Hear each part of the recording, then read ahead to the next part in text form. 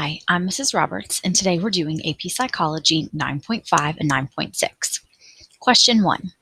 If a child believes stealing in order to save a life is acceptable because life is even more important than following the law, this child would be in which stage of moral development? Today's lesson largely focuses on moral development, specifically one psychologist's views. Kohlberg did a pioneering study about the stages of moral reasoning. He interviewed multiple ages of children on a couple of moral dilemmas.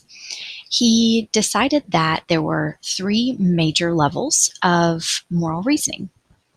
One was pre-conventional morality, the next conventional morality, and then the last post-conventional morality.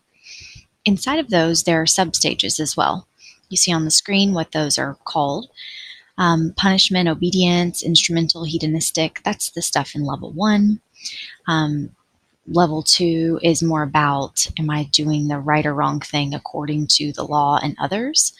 And then the last one is a little bit more open, kind of focusing on social contracts or universal ethical principles. This example mimics one of Kohlberg's kind of famous parts of his study. Sorry about my quick scrolling. And that was called the Heinz Dilemma. You guys read about it. I won't go over it here.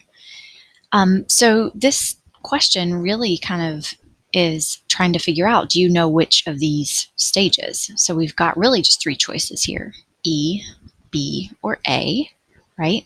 The correct answer is post-conventional. The reason why is because the child is going to steal, which is against the law and against some codes, but they are also going to save a life. So they have some sort of universal ethical principle that saving a life is more important than protecting personal property. So that is, again, going to go back to our kind of idea of a universal ethical principle, and that is a really big part of that is right here, stage 3, post-conventional morality. So abstract ethical principles based on justice and equality, following your conscience. I found an interesting set of questions. This is stage 6, which this example exemplifies. I do the right thing because I believe it to be the right thing to do. All right, moving on to number 2. Carol Gilligan believed moral decision-making is dependent primarily on which of the following. So in your textbook, you read a lot about people who decided to criticize what Kohlberg pioneered. And of course, in every study, in every experiment, you're going to have critics. That's really important. We want those. I asked you about Carol Gilligan right here. She argues that Kohlberg's emphasis on justice reflects male bias. She says that because women place greater value than men do on caring and responsibility, in these tests, they're going to often score in this stage 3 or 4 because they're really going to focus on relationships more often than they are and maintaining order than they are than men are. So when we go back to our question, that leads us to this, gender. Number 3. The period of rapid maturation in which a person becomes capable of sexual reproduction is called, and that's going to be called puberty. That's just a definition. Number 4, reaching puberty earlier than fellow peers is associated with blank. All right, so we've got lots of choices here. Now, just basic ideas about test-taking skills. We want to look a lot of times for ones that look similar in the very beginning, and then they change. Do you see this? Negative outcomes for girls, but positive outcomes for boys. Negative outcomes for boys, positive outcomes for girls. So generally, when we see two that are kind of the opposite, one of them a lot of times has to be true. In this case, it's kind of tricky because neither one of those is true. The correct answer here is inconsistent psychological effects for both boys and girls. And that takes a lot of very close reading to get to that answer.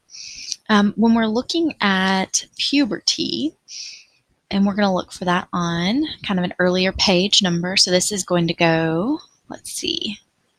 Sorry, you're going to have to deal with me while I scroll earlier to prior pages. Oh, sorry, later pages. I am getting the third and the fourth editions confused right here. Okay, so we've got puberty here. Okay, there we go. All right, so when you go through puberty a little bit earlier, it can have both positive and negative effects on you. All right, so when we look here, so we said early maturing in boys at somewhat had a heightened risk for engaging in delinquent behavior, but the physical strength and size contributed to positive body image.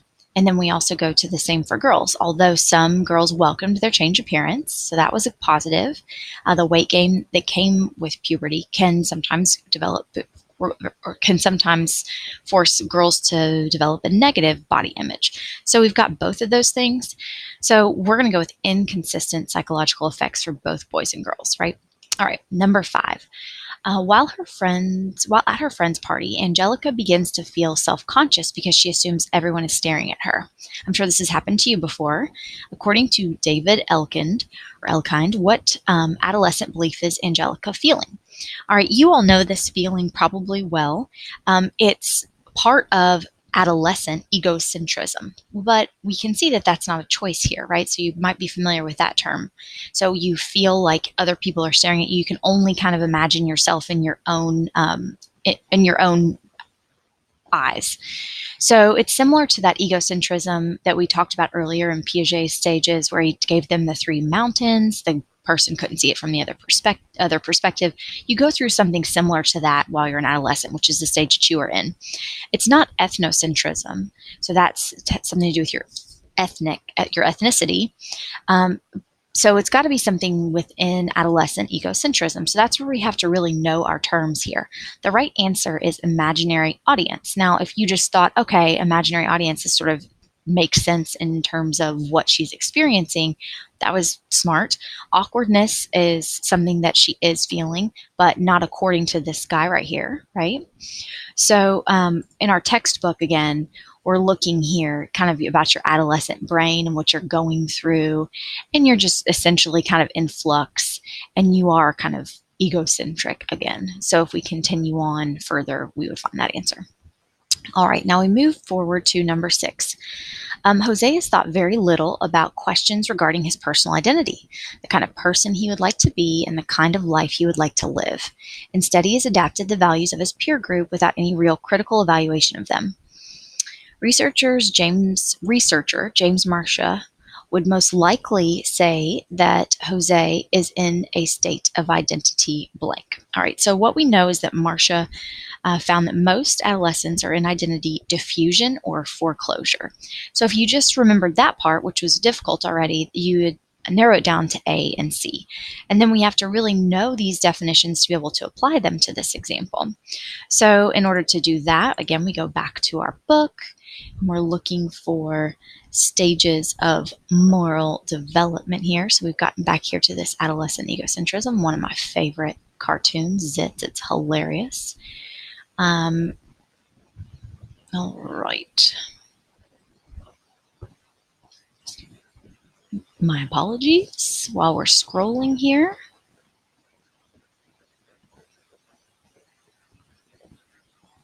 All right, here we go. So this is James Marcia. And so what he found is that, again, you guys are in this area. So identity diffusion is you hadn't gone through an identity crisis and you just aren't concerned about even committing to a set of values. Well, that's not this example because they've committed, but they just don't know exactly why, haven't really thought about it. So that's going to go with foreclosure. So we're going to go here, some automatically adopted peer group or parental values without giving these values much thought. You probably know a lot of people like this. You may be like this yourself, sort of like, okay, this is what my parents think is right and wrong, so I'm going to think that's right or wrong. Same with your peer group. All right, so lastly, peers tend to have a greater influence over blank, whereas parents tend to have a greater influence over blank.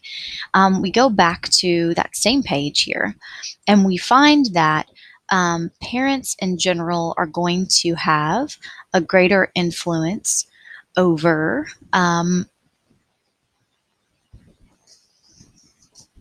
politics, morality, and career decisions. And your friends are going to have a greater influence over your